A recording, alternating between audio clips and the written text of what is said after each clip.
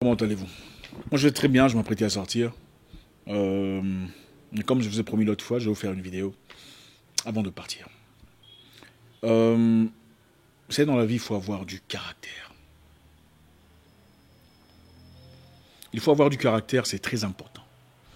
C'est très important dans notre société. Vous savez, en effet, nous vivons dans des sociétés complètement différentes. Hein, la société afro, la société mélanoderme, comparée à la société européenne ou américaine, nous ne sommes pas les mêmes genres d'humains. C'est pas la même chose. Nous sommes différents. Dire que nous sommes égaux, c'est un gros mensonge. Nous sommes différents. Nous sommes différents dans beaucoup de choses. Sur le plan comportemental, nous sommes différents sur le plan culturel, sur le plan social. Il faut donc s'adapter. Il faut s'adapter à son environnement.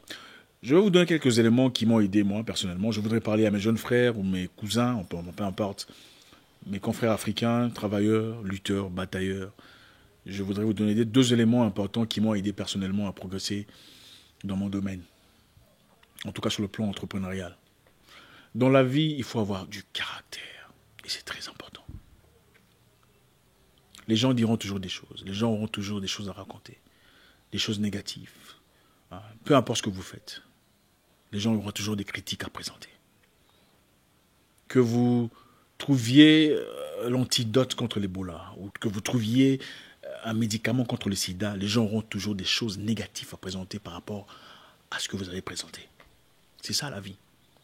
Les gens vous diront comment élever vos enfants, ils vous diront comment laver votre voiture, comment faire pour évoluer dans votre domaine personnel, comment avoir un mariage stable, pendant qu'eux-mêmes n'ont peut-être pas tous ces éléments.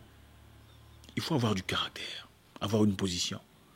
Ne pas vous laisser bousculer par des personnes seulement pour vous faire accepter.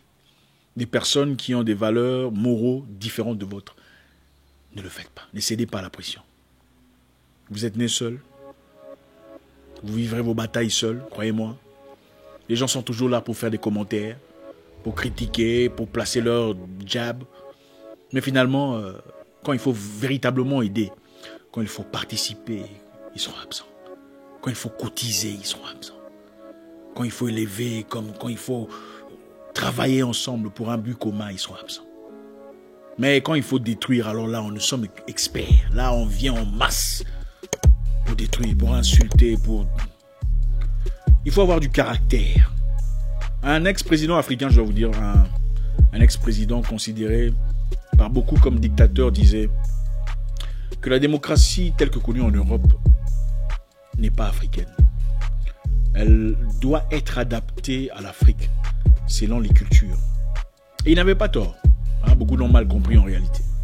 Il voulait simplement dire que la mentalité africaine n'est pas adaptée à la démocratie telle qu'elle est aujourd'hui en Europe. Vous savez, les démocrates en Europe connaissent leurs limites. Ils savent ce qu'ils peuvent faire. Et ils savent comment à un point il ne faut pas faire. Même s'ils sont énervés, ils sont... En Afrique, par contre, si la démocratie était appliquée comme elle est appliquée en Europe, les gens iraient jusqu'au bureau du président lui jeter des excréments. Parce que voilà, au nom de la démocratie, monsieur le président, vous ne faites pas votre travail, voilà des excréments sur votre table. Au nom de la démocratie. Si la démocratie en Afrique était telle qu'en Europe ou aux États-Unis, les gens se permettraient d'aller au Parlement et taper sur les trucs. C'est une réalité. N'avez-vous jamais entendu parler du proverbe « Vous donnez la main à quelqu'un, il veut le bras ». C'est évident chez nous. Mais malheureusement, quand vous pointez ces choses, c'est vous qu'on traite de malades ou de je ne sais pas quoi. C'est une triste réalité. Nous, les Africains, généralement, on ne connaît pas les limites. Tentez d'être gentil avec les Africains pendant un temps, peu à peu, ils pensent qu'ils peuvent vous manquer de respect. Tentez d'être sympathique, peu à peu, on vient te toucher à l'épaule. Gentil, peu à peu. Vous savez pourquoi les Africaines généralement, quand un homme africain dit bonjour, un étranger ne répond pas. Avant, ça me posait problème. Mais en fait, vous réaliserez qu'en réalité, elles savent que quand un homme africain vous dit bonjour et que vous répondez gentiment bonjour, il y a de fortes chances qu'il continue. Alors, comment tu vas? Donne-moi ton numéro. Ce n'est jamais bonjour et au revoir. Ce n'est presque jamais bonjour et au revoir. Parce que généralement, chez nous, quand on donne un peu, on veut toujours abuser. On abuse de la sympathie, de la gentillesse. On abuse même des offres gratuites. On prend ça pour des... Il faut avoir du caractère, c'est-à-dire, n'appliquez pas la démocratie dans votre business si vous voulez évoluer. Vous ne pouvez pas être démocrate dans votre entreprise. Vous allez tomber en faillite. Démocrate où tout le monde peut présenter ses idées comme il veut. Démocrate où tout le monde peut participer comme il veut, selon ses pensées personnelles, sans vérifier avec vous. Démocrate où chacun peut venir quand il veut. Vous allez tomber en faillite. Je comprends que les gens aiment participer, apporter un plus dans la vie des proches, de la famille, des amis. Mais comprenez une chose. Toutes ces personnes appréciées du monde aujourd'hui, Steve Jobs, Zuckerberg, Bill Gates, toutes ces personnes qu'on apprécie aujourd'hui, Oprah Winfrey, ont été critiquées par leurs proches. Vous serez critiqués. C'est inévitable. Les gens diront des choses. Il se prend pour qui? Il pense qu'il a la science infuse. Ça, c'est les francolâtres. Tous les pays colonisés par la France. Il pense qu'il a la science infuse. Mais ils ont $3 en banque. Mais il veut t'expliquer comment toi tu dois penser. Les gens vous critiqueront toujours. Les gens auront toujours des choses négatives à dire par rapport à votre idée. Les gens auront toujours leurs idées sombres ou opaques.